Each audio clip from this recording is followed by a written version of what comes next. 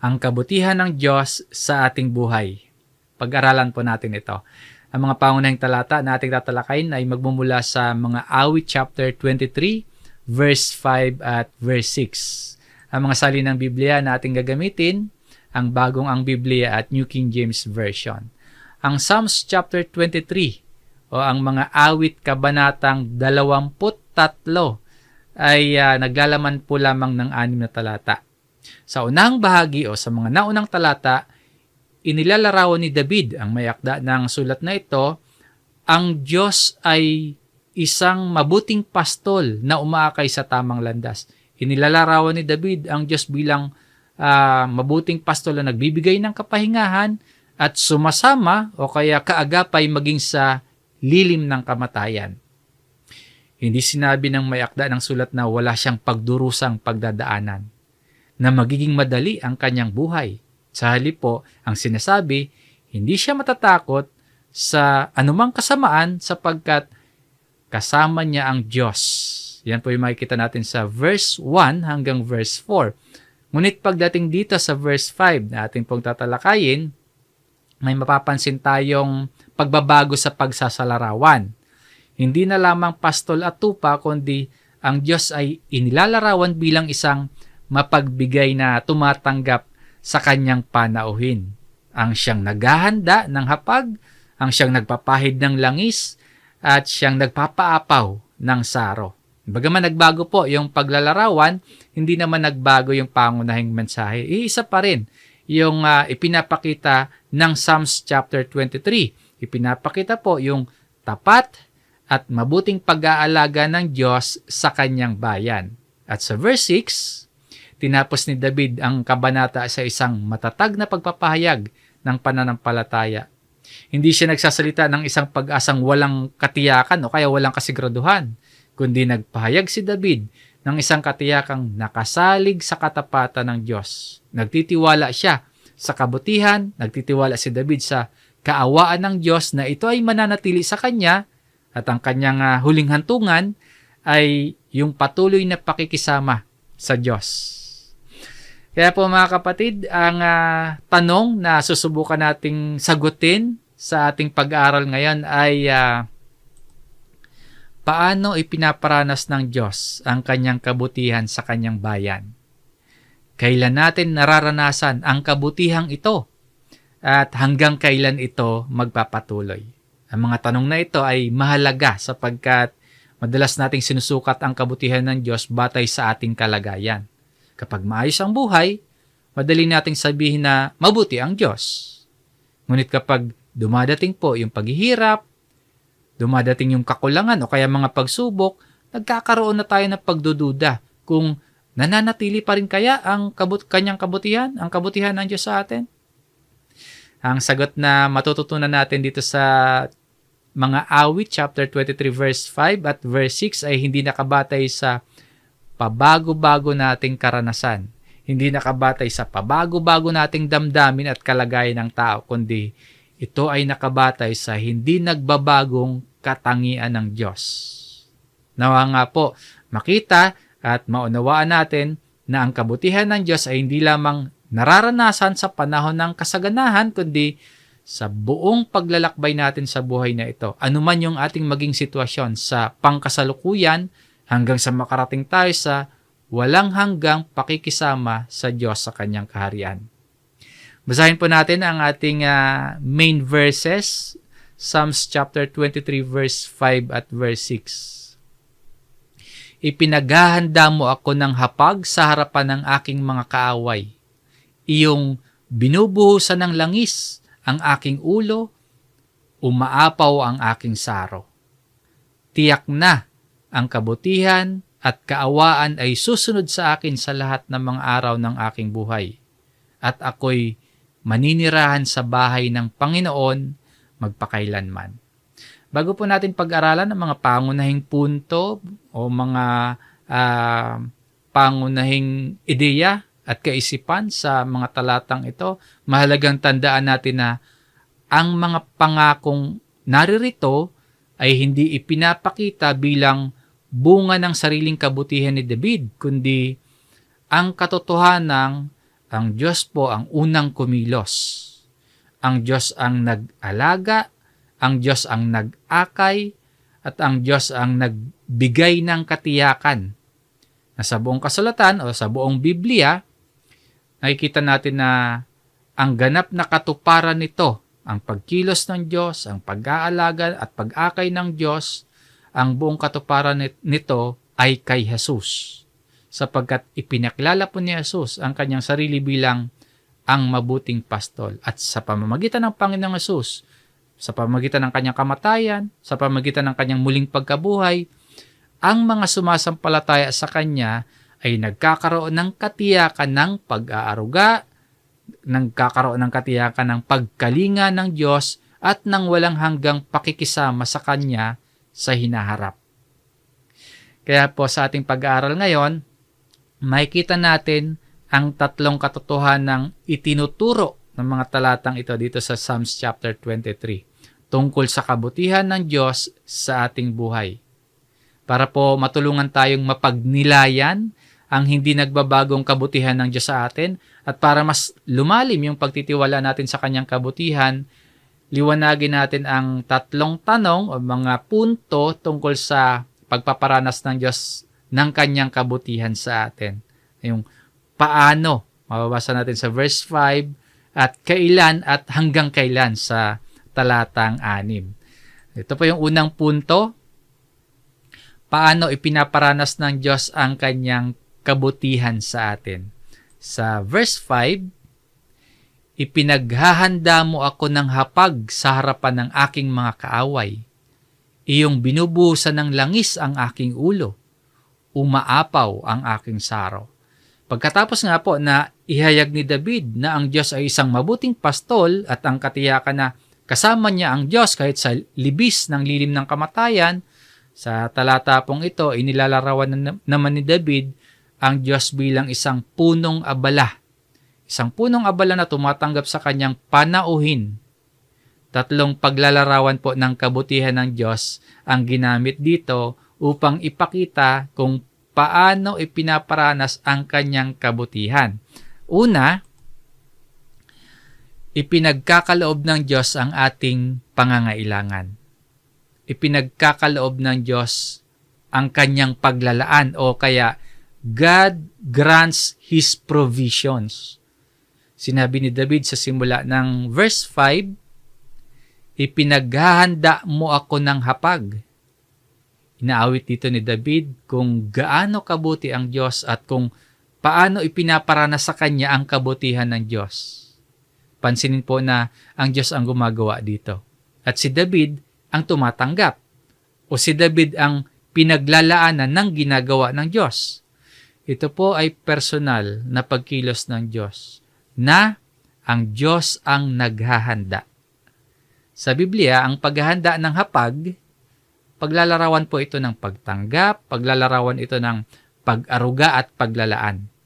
Ang diin naman dito ng talata, hindi po uri ng pagkain o kaya dami ng pagkain, kundi ang diin po dito yung katotohanan na ang Diyos mismo ang naglalaan para sa kanyang lingkod.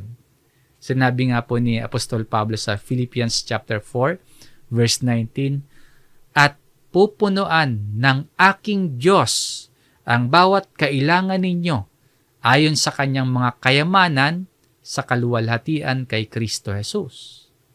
Hindi po nangangahulugan na ipagkakaloob ng Diyos ang lahat ng ating ninanais.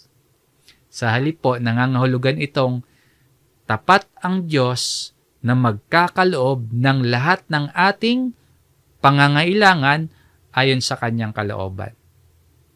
Kaya sa ating main verse, you prepare a table before me. Makikita natin yung kababaang loob at makikita natin yung kagandahang loob ng Diyos sa paglalarawang ito. Ipinaghahanda mo ako ng hapag. Siya mismo ang naghahanda para sa kanyang lingkod. Muli po, ang imahe dito ay ang Diyos po ang siyang punong abala. Ang Diyos ang naghahanda ng pagkain para sa kanyang bisita. Mga kapatid, madalas nating iniisip ng ating trabaho, negosyo, mga hanap buhay, o kaya yung kakayahan natin Madalas iniisip natin na yan ang pangunahing dahilan kung bakit tayo may mga pagkain at may mga ari-arian. Ipinapaalala po dito sa atin na ang tunay na pinagmumulan ng bawat at lahat ng mabuting kaloob ay ang Diyos. Ang bawat pagkain sa ating hapag, ang bawat lakas na taglay natin, ang bawat pagkakataong meron tayo, bawat pagkakataong ibinibigay sa atin, yan ay biyayang nagmumula sa Diyos. Kaya po, ang tamang tugon ng mananampalataya ay hindi po pagmamalaki, hindi pag-aangkin, kundi ang tamang tugon, pasasalamat sa Diyos. Dito po sa talatang 5, paano ba ipinaparanas ng Diyos ang kanyang kabutihan sa atin? Ipinaparanas ng Diyos ang kanyang kabutihan kahit sa harap ng kaaway.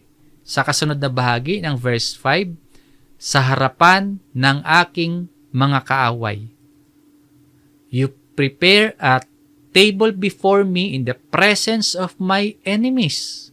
Hindi sinabi ni David na alisin ng Diyos ang mga kaaway. Hindi rin sinabi na lalabanan muna ang kaaway, kundi ipinaghahanda siya ng hapag habang naroon ang kaaway.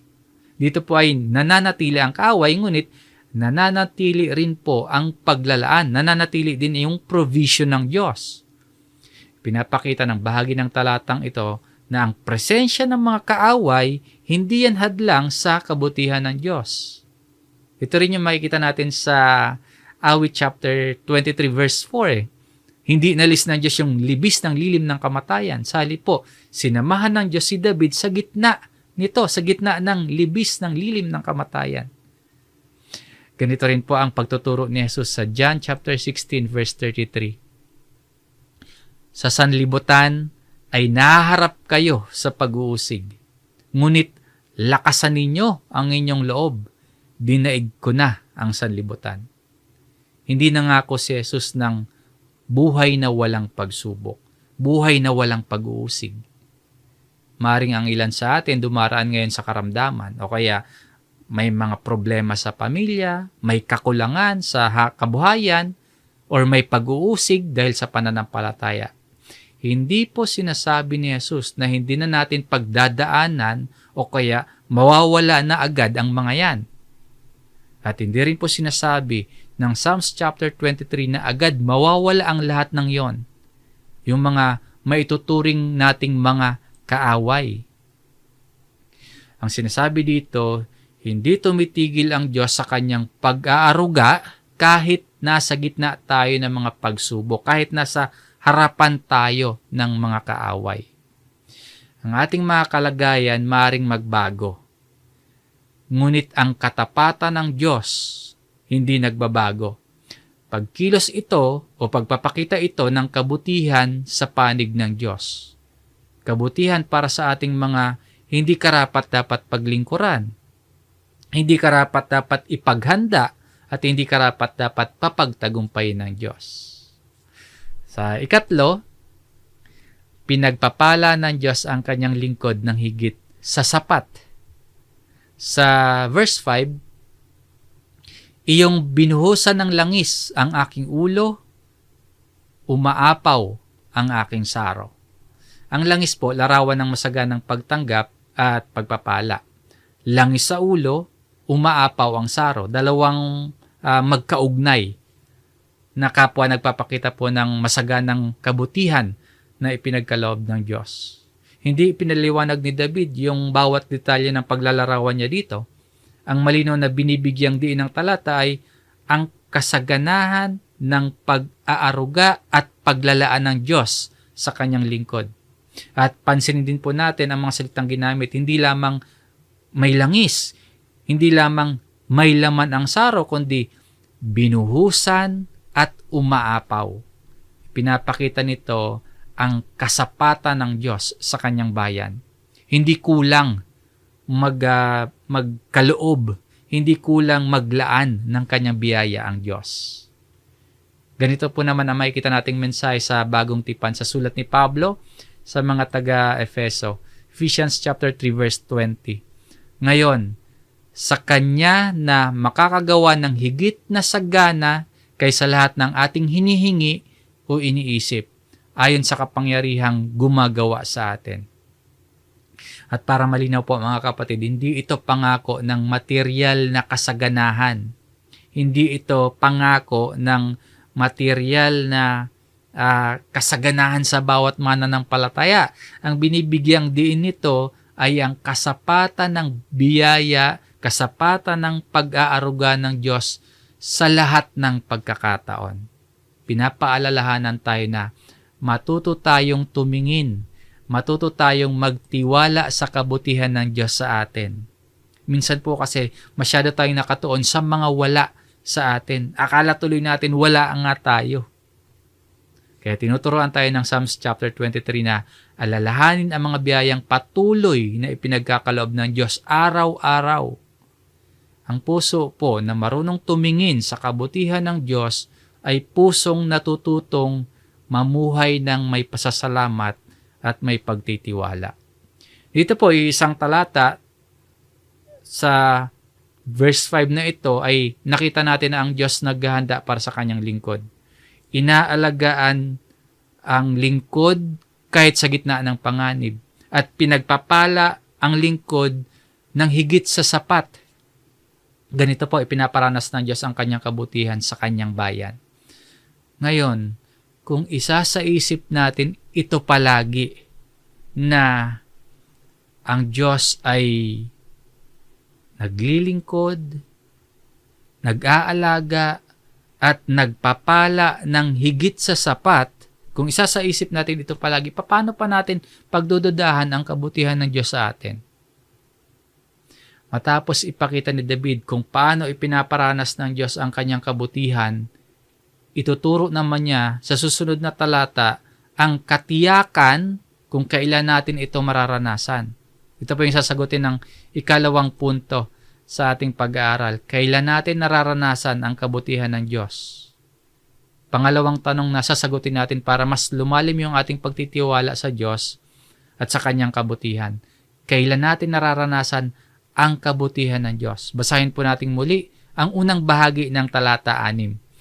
Tiyak na ang kabutihan at kaawaan ay susunod sa akin sa lahat ng mga araw ng aking buhay. Pagkatapos ipakita ni David kung paano ipinaparanas ng Diyos ang kanyang kabutihan sa naunang talata sa verse 5, itinuturo naman niya ngayon ang katiyakan kung kailan ito mararanasan, ang kabutihang ito. Hindi ito minsan lamang. Hindi rin ito tuwing maayos lamang ang buhay. Tatlong katotohanan po ang makikita natin sa bahaging ito ng talata 5. Una, ang kabutihan ng Diyos ay may katiyakan. No? Tiyak na or surely. Hindi nagsimula si David sa salitang sana o kaya marahil, kundi tiyak na. Ito ay pananalitang nagpapahayag ng lubos na katiyakan. Hindi ito paghuhula. No, surely, hindi pagbabaka sakali o isang pag-asang baka mangyari. Hindi ganon. Kundi ito ay isang matibay na pananalig na nakasalig sa katangian at katapatan ng Diyos. At mahalagang mapansin natin na ang katiyakang ito, bunga ng karanasan ni David sa Diyos mismo na inilarawan niya sa mga naunang talata. Naranasan niya yung pag-akay ng Diyos, naranasan niya yung paglalaan ng Diyos, naranasan niya ang pag-iingat ng Diyos. Kaya dito sa talatang ito, buong pagtitiwala niyang sinasabi na tiyak na. Mga kapatid, ganito rin ang katiyakang mayroon ang bawat sumasampalataya kay Kristo. Hindi tayo nagtitiwala sa ating sariling lakas, hindi tayo nagtitiwala sa ating sariling kabutihan. Hindi rin tayo nagbabaka sa sakali lang, kundi ang ating pagtitiwala nakasalig sa hindi nagbabagong katangian ng Diyos. Gaya nga po ng sinasabi ng may akda naman ng mga Hebreo, dito sa Hebreo chapter 10 verse 23. Panghawakan nating matatag ang pagpapahayag ng ating pag-asa ng walang pag-aalinlangan, sapagkat siya na nangako ay tapat. Ang katiyakan ng mananampalataya hindi nakasalig sa sariling kakayahan na manatiling tapat, kundi nakasalig sa Diyos na laging tapat sa kanyang mga pangako. Ikalawa, ang kabutihan ng Diyos ay patuloy na kasama ng kanyang bayan. Sa talatang 6 pa din po, ang kabutihan at kaawaan ay susunod sa akin. Ano ang susunod kay David? Hindi takot, hindi po sumpa o kaya hindi kapahamakan, kundi ang susunod sa kanya, goodness and mercy. Yung kabutihan, tumutukoy sa mabuting pagkilos ng Diyos sa kanyang bayan. Yung kaawaan, sa Hebreo na salita niyan ay kesed. Isinalin mula sa isang salitang madalas gamitin sa lumang tipan para ilarawan yung tapat at hindi nagbabagong pag-ibig ng Diyos. So magkasama po yung dalawang salitang ito, kaawaan at kabutihan, para maipakita yung or ilarawan yung tapat at hindi nagbabagong pag-ibig ng Diyos. At pansinin din po yung pandiwa na ginamit ito. Hindi sinabi ni David na hahanapin niya yung kabutihan, hindi niya rin sinabing susubukan niyang abutin yung kaawaan ng Diyos, kundi ang sinabi dito, susunod sa akin or susunod kay David. Ang larawan po ay ang Diyos ang patuloy na kumikilos para sa kapakanan ng kanyang lingkod. Muli po, hindi ibig sabihin nito na mawawala ang lahat ng pagsubok or agad-agad na giginhawa or magtatagumpay siya sa lahat ng kanyang buhay. Dito po pinapakita sa kabanatang ito mismo na mayroon pa ring libis ng lilim ng kamatayan. Mayroon pa ring mga kaaway. So, hindi sinasabi na mawawala agad ang lahat ng pagsubok.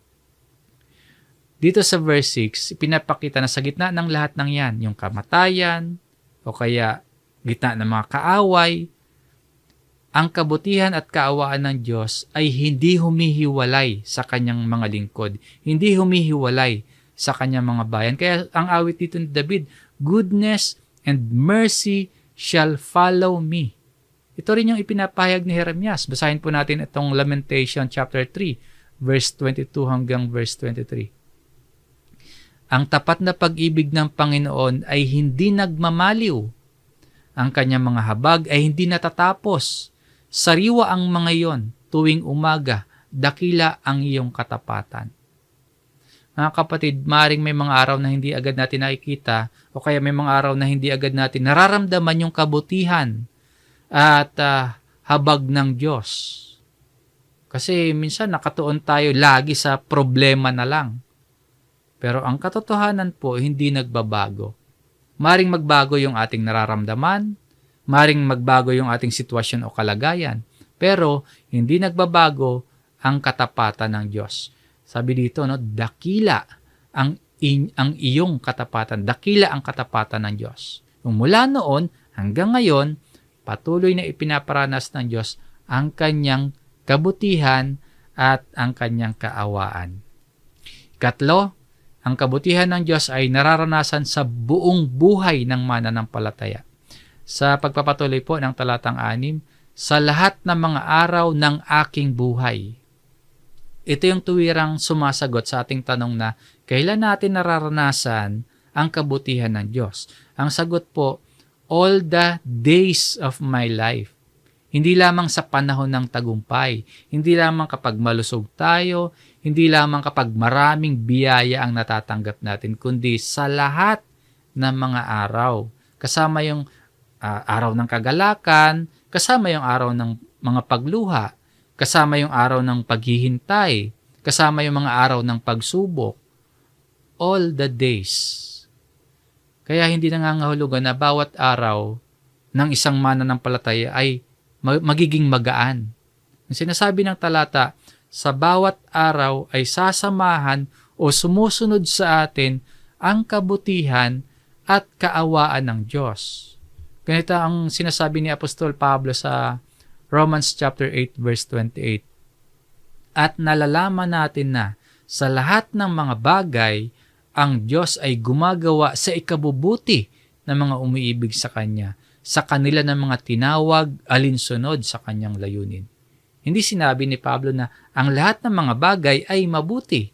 Ang sinabi niya, ang Diyos ay kumikilos o ang Diyos ang kumikilos sa lahat ng mga bagay.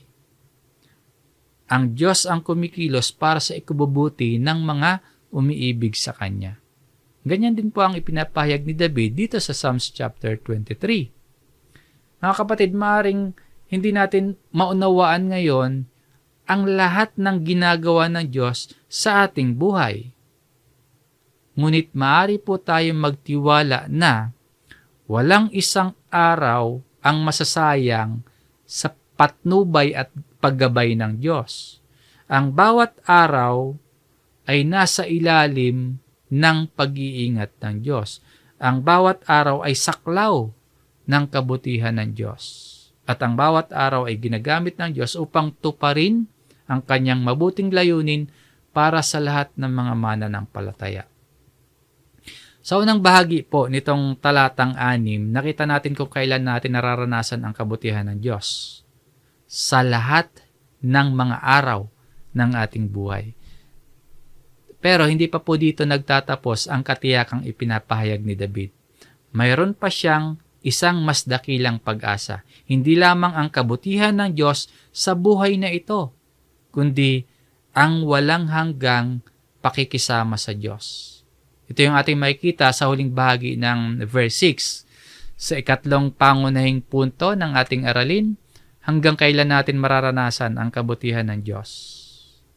Basahin muli natin ang huling bahagi ng talata 6. At ako'y maninirahan sa bahay ng Panginoon magpakailanman. Ang dakilang pag-asa ni David, hindi lamang ang kabutihan ng Diyos habang nabubuhay siya rito sa lupa, kundi ang dakilang pag-asa niya, ang walang hanggang pakikisama sa Diyos. Dalawang katotohanan po makikita natin sa bahaging ito. Una, ang pinakadakilang pagpapala ay ang makasama ang Diyos. Sa buong Awit chapter 23, makikita natin ang pinakamahalagang tema, hindi lamang po yung mga biyayang tinatanggap ni David. Hindi lamang yung berdeng pastulan, hindi lamang po yung tahimik na tubig, hindi lamang yung hapag na ipinaganda sa kanya, hindi lamang yung umaapaw na saro, kundi ang pinakamahalagang pagpapala ay presensya ng Diyos mismo. Mula verse 1 hanggang sa verse 6, ang sentro ng awit ay ang Diyos. Ang Diyos ang pastol, ang Diyos ang umaakay, siya ang nagpapalakas, siya ang naghahanda. At dito po, siya rin ang magiging walang hanggang kasama ng kanyang lingkod. Sinasabi dito ni David, and I will dwell in the house of the Lord. Sa awit na ito, ang paninirahan sa bahay ng Panginoon inilalarawan bilang patuloy na pakikisama sa presensya ng Diyos. Ang binibigyang diin dito, hindi po yung gusali, hindi po yung bahay mismo.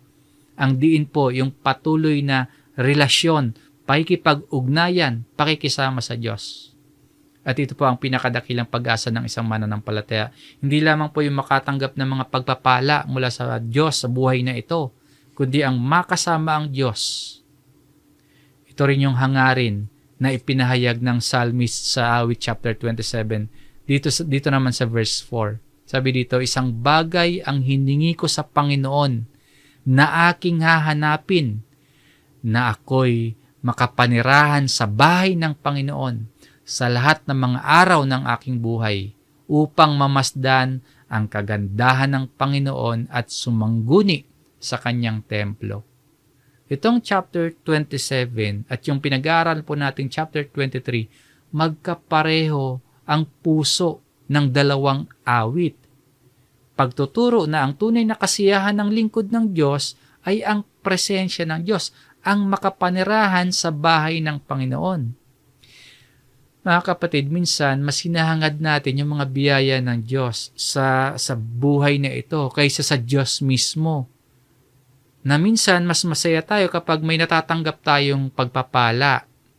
Ang paalala sa atin ay ito.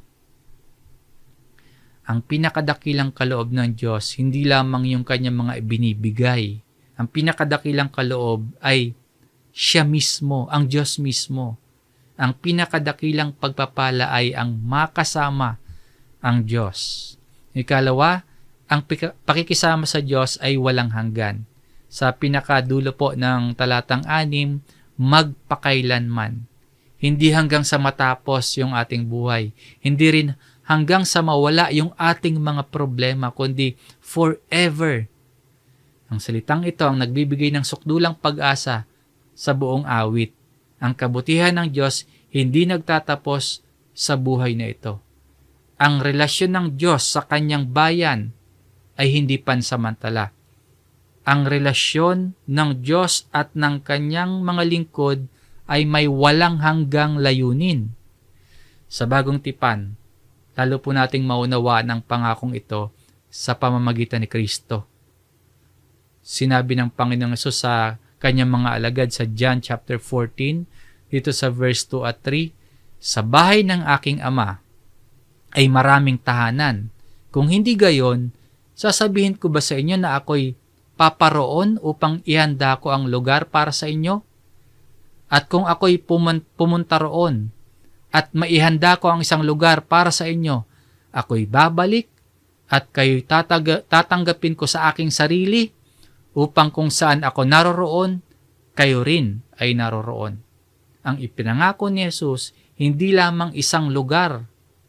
Ang ipinangako ng Panginoon ay ang pakikisama sa Kanya, sa kaharian, sa tahanan ng Diyos. Ito rin po yung makikita nating mensahe sa huling aklat ng Biblia sa Pahayag chapter 21 verse 3. Siya'y maninirahang kasama nila at sila'y magiging bayan niya. Ang Diyos mismo ay makakasama nila at siya'y magiging Diyos nila. Itong Revelations chapter 21 may pagkakaugnay sa Psalms chapter 23 na ang pag-asang ipinapahayag ni David ay ganap na matutupad sa bagong langit at bagong lupa kung saan ang Diyos ay mananahan kasama ng kanyang bayan magpakailanman. Mga kapatid, ang pangakong ito hindi nakakamit sa pamamagitan ng sariling kabutihan. Hindi sinabi ni David na maninirahan siya sa bahay ng Panginoon dahil siya ay perpekto, siya ay mabuting tao o ano paman. Ang ating pag-asa po nakasalig sa ginawa ng ating Panginoong Jesucristo. Siya, si Jesus, ang mabuting pastol na nagbigay ng kanyang buhay. Nag-alay ng kanyang buhay para sa kanyang mga tupa. Sa pamamagitan ng kanyang kamatayan, sa pamamagitan ng kanyang muling pagkabuhay, binuksan ni Jesus ang daan upang ang mga sumasampalataya sa kanya makapanumbalik sa Amang Diyos at magkaroon ng buhay na walang hanggan. Kaya ang pangako o ang sinasabi ditong at ako'y na maninirahan sa bahay ng Panginoon magpakailanman ay natutupad sa lahat ng tunay na sumasampalataya kay Kristo. Kung ang ating pag-asa ay nakatuon lamang sa buhay na ito, madali po tayong panghinaan ng loob. Ngunit itong awit chapter 23 ay nagtataas ng antas ng ating paningin. Ipinapaalala nito sa atin na ang pinakamainam o yung pinakamubuting pwede nating maranasan ay hindi pa natin ganap na nararanasan. May darating na araw na ang bawat tunay na sumasampalataya sa anak ng Diyos makakasama ng Panginoon magpakailanman. So, meron ka na bang pananaw na nakatuon sa walang hanggan sa buhay pa lamang na ito? Tinitingnan na ba natin kung ano yung mararanasan natin sa magpasawalang hanggan? Kinasasabi ka na ba nating makapiling ang Diyos at tayo ay manirahan sa bahay ng Panginoon magpakailanman?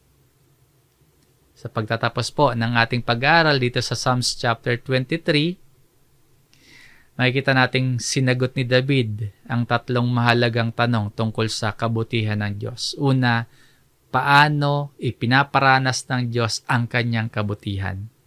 Sa pamamagitan po ng kanyang paglalaan, ng pag-aaruga, at sapat na pagpapala ng Diyos. Ikalawa, kailan natin nararanasan ang kabutihang ito?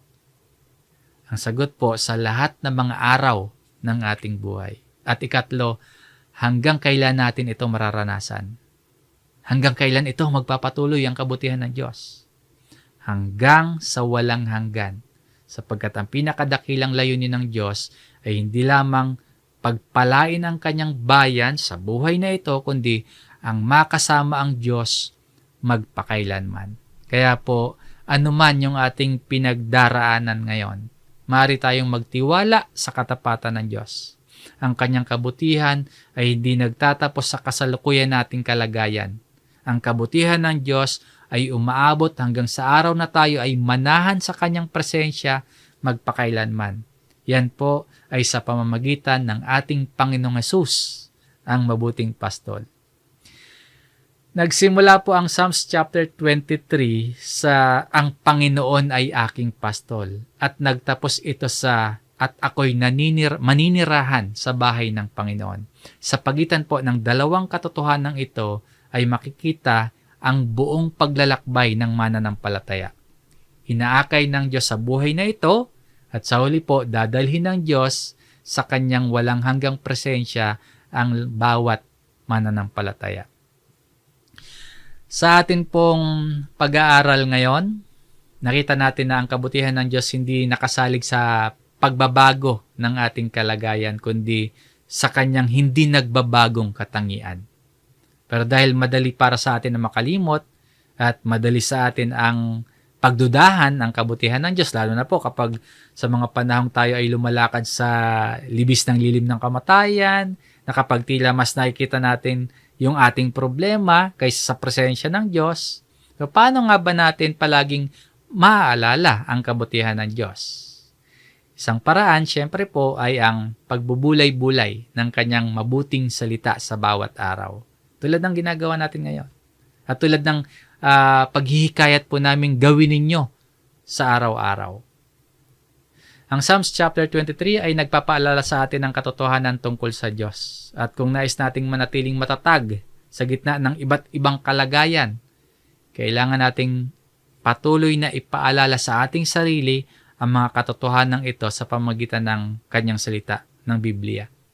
Kaya po, huwag ninyong pababayaan ang inyong paglalaan ng personal na oras para sa Biblia, at huwag din po nating pabayaan ang pakikibahagi natin sa mga pagtitipon ng kalipunan ng iglesia. Kabilang na po dyan yung pagdiriwang ng banal na hapunan, kung saan muli nating inaalala ang ginawa ni Kristo para at alang-alang sa atin, at pinatitibay yung ating pag-asa sa kanyang muling pagparito. Na hindi lamang natin inaalala ang kabutihan ng Diyos sa nakaraan, kundi inaabangan din po natin ang araw ng pagbabalik ng ating Panginoon.